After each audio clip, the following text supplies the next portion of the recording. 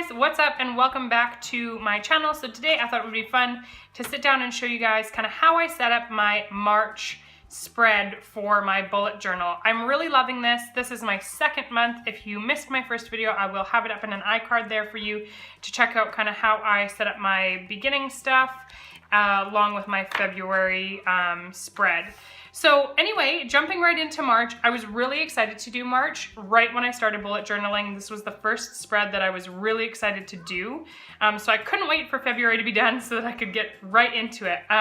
I love green and I am Irish, and so it just sort of fits, and it's just kind of fun to sit back and do, and just, it was really relaxing and very calm and peaceful for me. So I was at the point where I wanted to go ahead and show you guys my, kind of my walkthrough of it and me actually sketching it in, but I just wasn't totally there yet. I need a little bit of time to get myself organized to do that. So I did March ahead of time, but I want to go ahead and show you kind of for the most part what I used for my different color schemes and different pens and stuff that I used. So basically for all of the black that I used, I would use my graphic Pigma Micron pen, or I really like the Pigma Micron 01 for all of the like really fine writing or fine detailed sort of stuff. So I used those two pens the most. You can see I used it for faux calligraphy here as well with some color and some shading. The other pen that I did use would be the Uniball Signo, just the white gel pen. I like to go ahead and add a little bit of color into some of the stuff that looks maybe a little bit dark with that. And then in terms of color, I just used my Crayola Super Tips. So for the greens, these are the different greens that I used throughout. I kind of tried to stay fairly similar with what I was using where. So, all my succulents will be this color, and then some of my different background colors are this and stuff. So keeping that in mind, but I just tried to pick a few greens that really looked really nice together, but also represented kind of what I was trying to achieve look-wise. The other thing that I used a lot for shading, and just because I thought it looked so nice with all the greens, is just a gray Crayola Super Tips marker. And then for some of my thicker writing, more my calligraphy and all that sort of stuff, I did use a Crayola Super Tips black marker. I just find that it's nicer in terms of, like I said, the darker, thicker writing. So you'll see that in there a bit as well. So one of my things that I did do with this is a lot of my succulents and a lot of my little drawings, I really wanted them to look messy. So if you can see that, I didn't really color it in super nice. I wanted it to look messy. I liked that look of it. So I kind of followed that theme throughout. So then, yeah, my first page just says Hello March, little doodles, my little leprechaun there. One thing I will say with my succulents and my leprechaun, if you are new to bullet journaling or doodling or all of that sort of stuff, one thing that I really love to do is I really love to just go online and find different coloring pages and things like that. Little things like this that I can go ahead and cut out and then put behind my paper and trace it. It's not perfect, but it does work fairly well, and it's nice to have because then they're turning out really nice, and it's a lot easier for me to sort of practice on how I want them to look. So I trace things. This is not my freehand. So don't feel bad to do that. It's your bullet journal, it's your spread. Do it the way you want to do it. And so then right into my kind of my monthly layout, I followed the exact same monthly layout as I did last month.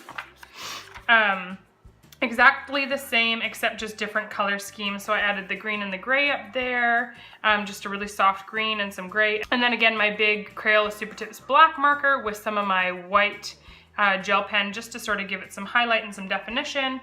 Added a few more little things, kind of pertaining to the month, and then yeah, just sort of filled it in the way that I did before. I like to still have the growth and the notes because I like to be able to add that in afterwards.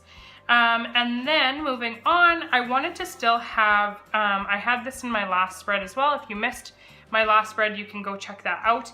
But I like to have a place where I can just write different little prayer requests that I have throughout the month. things to look back on, things to remind me of things to pray for. And then I liked the gratitude log that I had last month, but it was just kind of lines. I didn't have you know, sort of 1 through 31 for the days.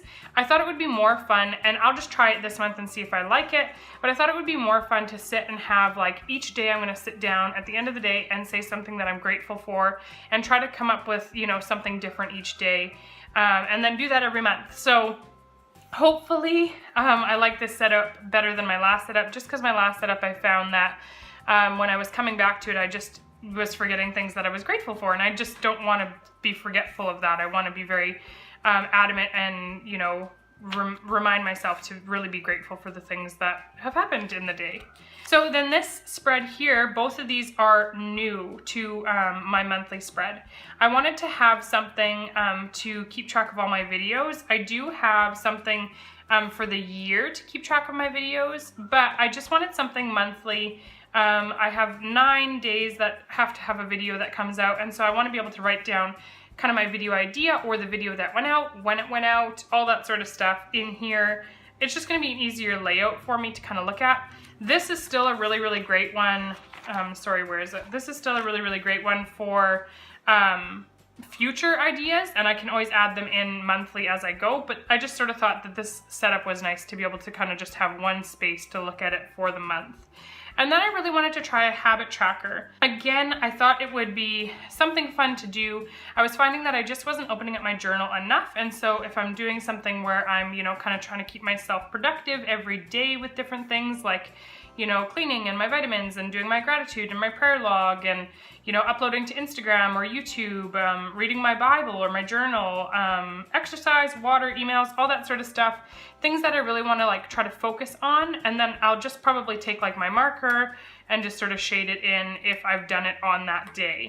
And then I'll go back and see if I like it. I don't know if I'm going to stick to it yet or not, but I thought it would be a fun thing to do, something to be able to open up my, you know, journal every day, something that forces me to open it up every day, you know, until I get into the habit of really doing it. And then the next one is just onto my weekly spread. So my weekly spread is a little bit of a different layout than my last weekly spread. So this was how my weekly spread looked last month, and I followed that the entire month. That's what I did.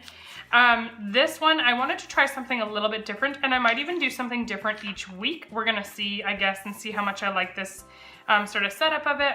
I like the space. I don't need a ton of space every single day, and so, because there's not a lot that goes on, but you know, there's little things that will happen, and so I don't need a ton of space. This should be enough space for me. I like having the little calendar. I really, really referenced that a lot in my previous month, and I liked having notes each week as well, something that I could kind of jot in just in case it was something that was coming up in the future or something that might happen, and if dates change and stuff like that, it's just all right there for me. So that's it, guys. That's all I did. Like I said, I added in those succulents, you know, kind of just as I went along, added in the different kind of grays and greens and whatnot.